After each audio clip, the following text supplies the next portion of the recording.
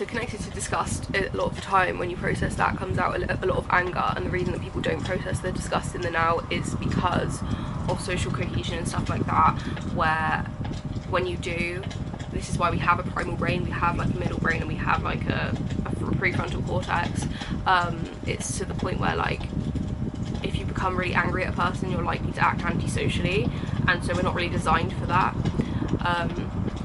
You know, in the level, you know, if you're not primarily, you know, in danger, especially on a social basis, just like an interactional basis.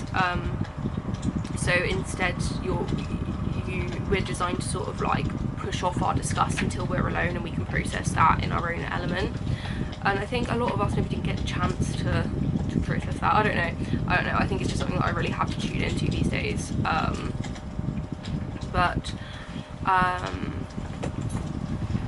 then I also find what comes with this when you process the anger is like you notice that you've been in a state of PTSD, because when you have a fuck ton of emotions that are not processed, it's overwhelming for your system, and then your mind will adapt, and that is what PTSD is.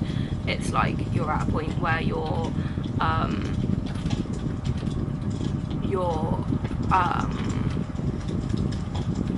adapted your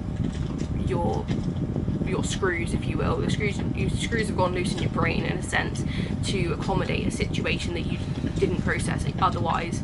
So from my experience when I'm dealing with PTSD, you have to process your fears and your resentments about a situation, and then that neutralizes the situation where your neurons go back to normal. You can process that was just a traumatic experience and it shouldn't follow you forward. So that's the result for that.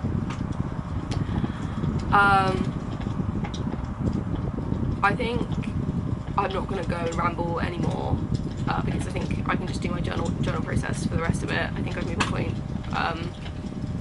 But yeah, it is so important, because otherwise, you know, because a lot of us just don't claim that humanity and that humanity level kind of boundaries that all of us really should have. And when I do continue to do this, I will talk about those boundaries and the humanity of that behind that afterwards. Yeah, thanks for listening.